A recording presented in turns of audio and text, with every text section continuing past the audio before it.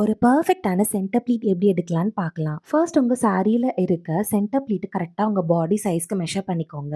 Measure பண்ணதுக்கு அப்புறம் கரெக்ட்டான ப்ளீட்ஸ நீங்க எடுக்க ஸ்டார்ட் பண்ணணும். உங்க சாரி லென்த்க்கு ஏத்த மாரி ப்ளீட்ஸோட சைஸ ஃபிக்ஸ் பண்ணிக்கோங்க. சாரி ரொம்ப பெருசா இருந்துச்சுன்னா பெரிய ப்ளீட்டா எடுத்துக்கோங்க. சின்னதா இருந்துச்சுன்னா சின்ன ப்ளீட்டா எடுத்துக்கோங்க. உங்க சென்டர் ப்ளீட் எல்லாமே இந்த மாரி ஈவனா அரேஞ்ச் பண்ணுங்க. அப்பதான் எல்லா ப்ளீட்ஸுமே விசிபிளா தெரியும். இப்ப நீங்க அரேஞ்ச் பண்ண ப்ளீட்ஸ் எல்லாமே பின் குத்திக்கோங்க. நீங்க பின் குத்தும் போது இந்த மாரி ஆர்டரா தெரியணும். மேல பின் குத்தி முடிச்சதுக்கு அப்புறம் கீழே இருக்க எல்லா ப்ளீட்ஸுமே ஈவனா அரேஞ்ச் பண்ண போறோம். உங்க ப்ளீட்ஸ் நீங்க அரேஞ்ச் பண்ணும்போது மேல பின் குத்தின மாதிரியே கீழே எல்லா ப்ளீட்ஸுமே விசிபிளா தெரியுற மாதிரி பாத்துக்கோங்க. ரேண்டமா அரேஞ்ச் பண்ணி முடிச்சதுக்கு அப்புறம் எல்லா ப்ளீட்ஸுமே கொஞ்சம் நீட்டன் பண்ணி நல்லா ஸ்டிஃபா இழுத்து வச்சு நீங்க பின் பண்ண போறீங்க. அரேஞ்ச் பண்ண எல்லா ப்ளீட்ஸுமே கையிலேயே ஒரு தடவை நீங்க நீட்டன் பண்ணி பிரஸ் பண்ணி விட்டுக்கலாம். அதுக்கப்புறம் உங்களோட அயன் பாக்ஸை யூஸ் பண்ணி ஃபுல்லா அயன் பண்ணிடலாம். கீழே கண்டிப்பா நீங்க பின் குத்த மறக்க கூடாது, இல்லைன்னா பாக்ஸ் ஃபோல்ட் பண்ணும்போது கலைஞ்சிரும். பின் குத்தும் போது எல்லா பார்டரும் சேர்த்து வச்சு குத்துங்க. ஒரு ப்ளீட் கூட நீங்க மிஸ் பண்ணாம பின் பண்ணணும். ஃபைனலி உங்க ப்ளீட்ஸ் எல்லாமே அயன் பண்ணி முடிச்சிடுங்க. இந்த ஸ்டெப்ஸ் உங்களுக்கு கிளியரா புரிஞ்சதுன்னா உங்களோட சென்டர் ப்ளீட்டையும் பெர்ஃபெக்ட்டா பண்ணிக்கோங்க. உங்க ஃப்ரெண்ட்ஸ் அண்ட் ஃபேமிலிஸ்க்கு ஷேர் பண்ணுங்க.